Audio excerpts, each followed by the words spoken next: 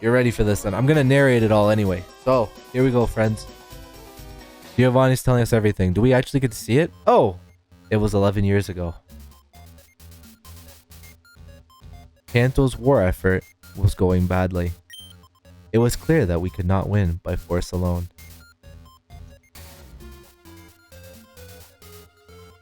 But we had something that Lance and his boys did not. Something we knew was the key to victory. The minds of the brightest scientists in the nation.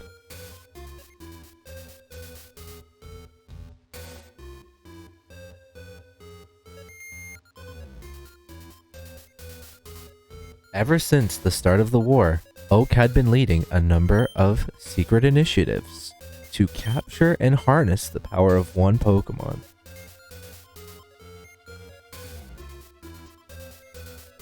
One so rare that laymen thought it was just a legend.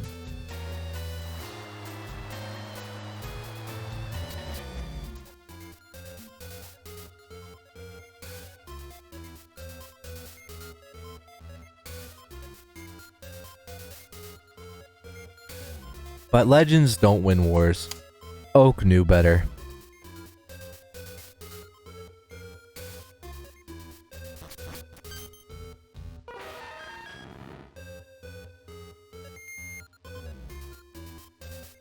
Once word got back that Dr. Fuji had at last caught hold of Mew, we knew there was no chance the public could know.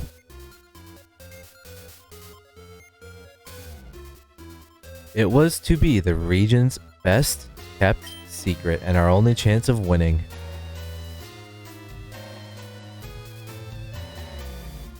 But Mew could not be brandished like artillery on the battlefield, the way Lance did his Jhoto dogs, and nor did Oak expect it could.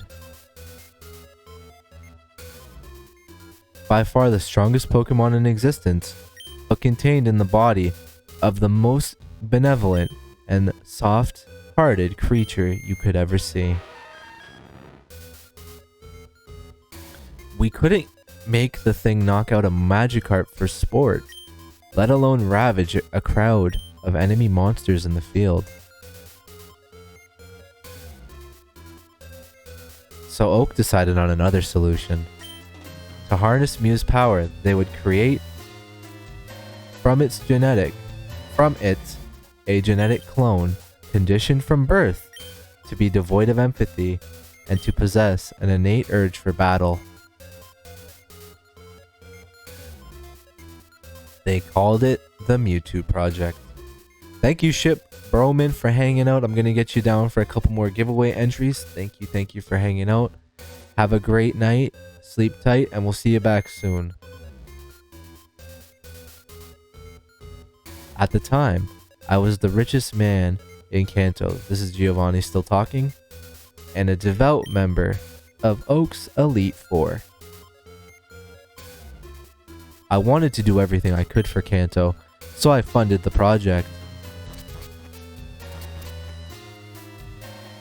An impressive team was assembled. Let me get those down for Ship Broman. 1 second, friends.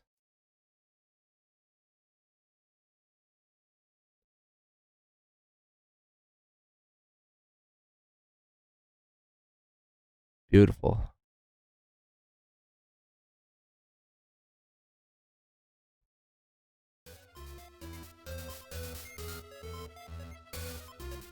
Blaine, Fuji, Bill, and Professor Shigeki, Kanto's authority on genetic engineering.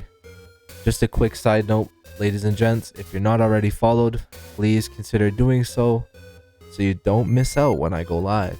If you're a Prime Gaming user, consider using your Prime subscription to support the content at absolutely no extra cost to you.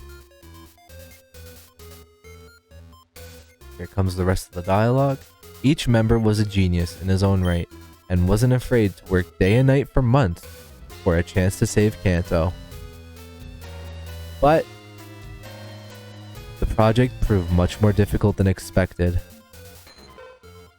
Most test cases came out as formless half-dead pieces of flesh that did not resemble Mew in any way. So were we learning a Ditto creation story?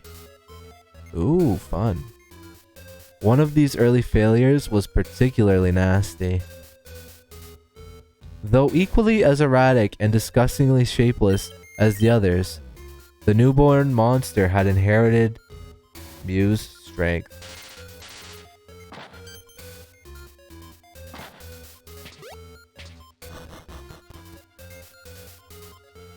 It broke free from its test tube and escaped the lab, killing several of the early specimens in its wake. This little incident became known as the catastrophe, and it scared the scientists as well as it did me. I began to lose faith in my investment, and I think Oak was starting to feel the same way. Luckily, however, Dr. Fuji soon gave new hope to the project.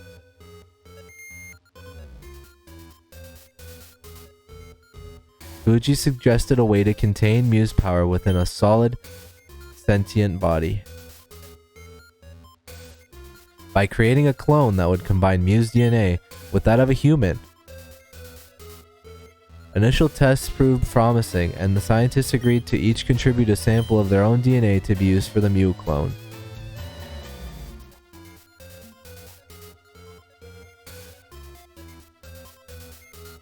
Oak was the only one who refused a DNA or who refused to provide a DNA sample.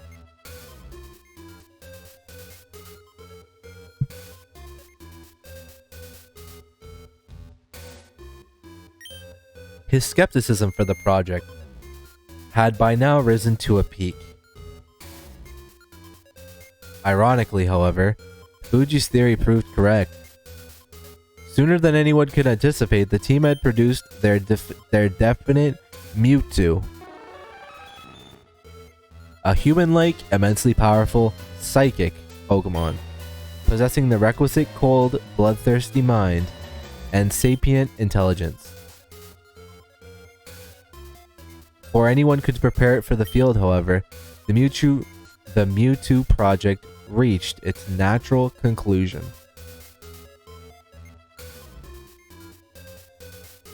Devoid of empathy, but disturbingly intelligent, the newborn clone could find no reason to fight for Kanto's cause.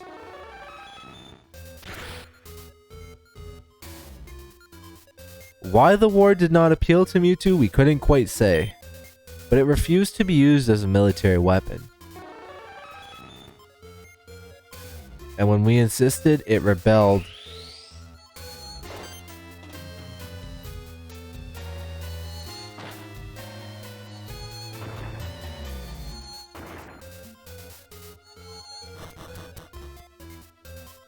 With psychic powers we had no means to control, Mewtwo ruined the lab and escaped the scientists who had given it life.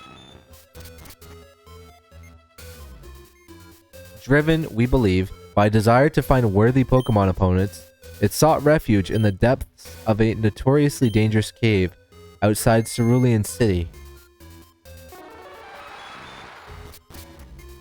As far as I know, that's where it still hides to this day. No capture expedition since, not by the government, by us, or by any other party for that matter, has been successful.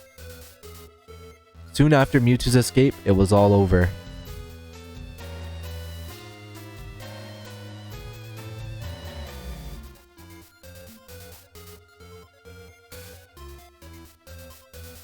Oak announced Kanto's surrender to Lance and Jhoto, ending the war.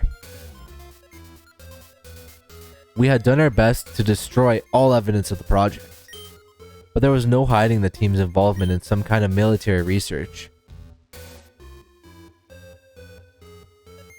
Fuji was the first to throw in the towel.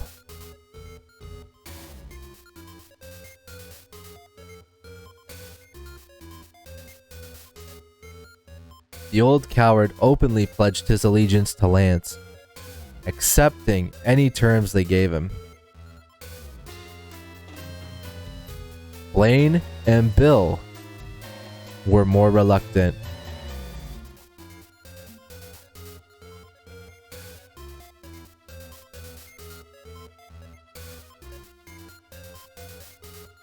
but they eventually followed suit. Sounds like they all turned sides, Chadwin. Interesting. Now, as to this Shigeki. This is the first mention of this Shigeki character, everybody.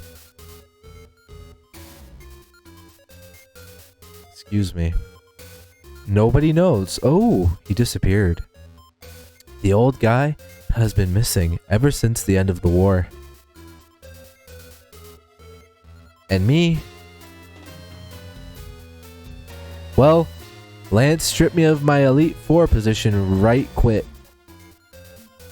And Oak, the traitor, left me to fend for myself, as if I hadn't invested my heart and soul, let alone my personal fortune, to defend a home now taken over by foreign aggressors. Man, everybody's just letting everybody hang out to dry. I knew it wasn't right. I knew that Kanto, at large, had been cheated of a battle we could have won. And I vowed then that if Lance could not be taken down through legitimate means, then I would cripple him from the inside. I never looked back.